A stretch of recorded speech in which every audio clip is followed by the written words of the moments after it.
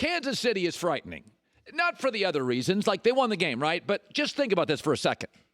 This is the way Super Bowls work. San Francisco averaged over a yard per play more than Kansas City. Over a yard per play more. Rushing yards per rush, it was the 49ers. Rushing yards, 49ers. Quarterback hits, San Francisco had more. Red zone, they batted 1,000. You start looking at the stat sheet, you think, oh, San Francisco won the game. They got more consistent pressure on Mahomes than the Chiefs did on Garoppolo. That almost always means you win the Super Bowl. They scored first. That 75% of the time means you win the Super Bowl. They had a 10-point lead in the fourth. That almost always means you win the Super Bowl. Kansas City, for a long stretch, didn't play particularly well. Patrick Mahomes had 2 ugly interceptions, and Kansas City won by 11 over a football team in San Francisco that bludgeoned, humiliated 7 teams, including Aaron Rodgers twice. Folks, even good teams, New England, Baltimore, need to play a certain way. Baltimore's better with Lamar Jackson playing with a lead. New England's not overly dynamic. They have to control the clock. They have to keep big plays away. Kansas City made all sorts of mistakes yesterday and won by 11 over a great team. They were down by 10 at half in every playoff game and won all of them by double digits. That's frightening.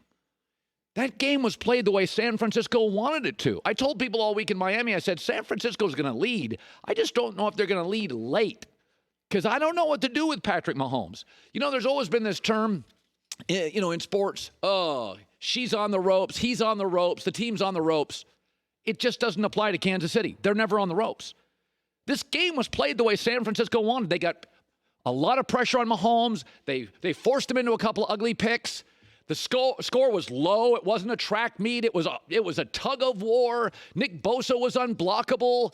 None of it mattered. None of it mattered. They trailed. I mean, there was the game plan. If I'd have told you this happened and this happened and this happened and Bosa was a monster and Mahomes had 2 bad picks and they trail by 10 and they're out of rhythm, yet they won by 11. That's frightening. This reminds me of the Warriors. You'd be up by 12. The Splash Brothers get hot. You're down by 7. You're like, we had a perfect game plan. We just had a bad 3.5 minutes. This is unbelievable. There is no on the ropes for this team. And you can copy a lot of teams, but you can't copy the Splash Brothers. You can't copy, Steph and Clay. You can't copy that. Sports is all about copying.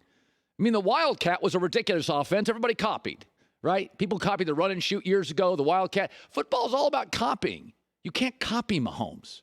There is nobody like that. I mean, Aaron Rodgers looks outdated compared to him.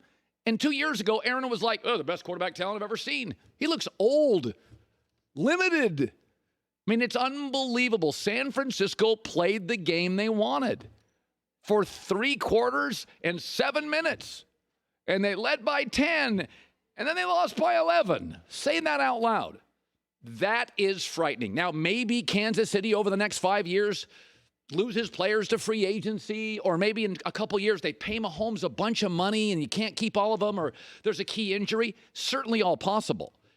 But football's always been a sport where if you control the clock and win the yards per play and get more pressure on the quarterback and don't make force the other quarterback into mistakes he doesn't make, and you run the ball with success, and you lead late by double digits, you win all the time. And San Francisco got beat by 11. That's scary. Like, that's not the way football works. It's just not the way. All 3 playoff games, Kansas City's down by double digits, and they win by double digits.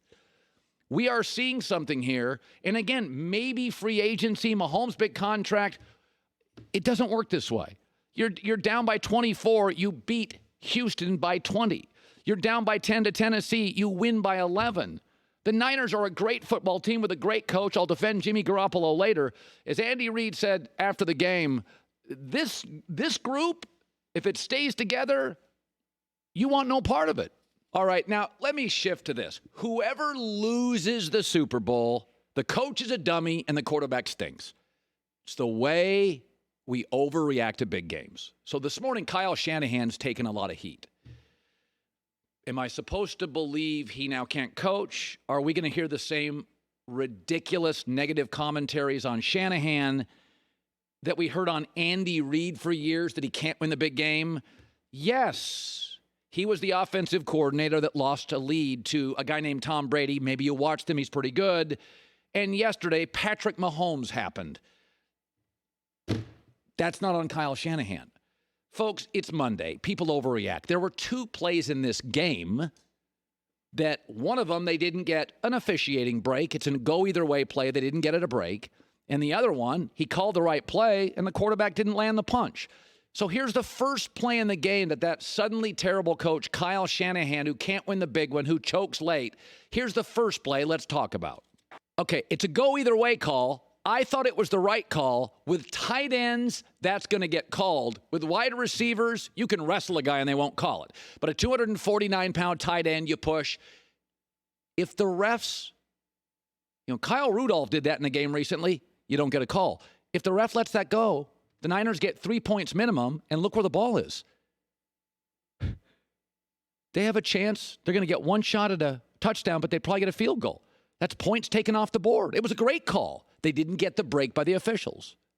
Okay, then let's go to this play later in the game. This is 3rd and 10, deep ball. Good call by Kyle Shanahan. Let's watch this play. Okay, that ball's caught. Jimmy G today is the MVP.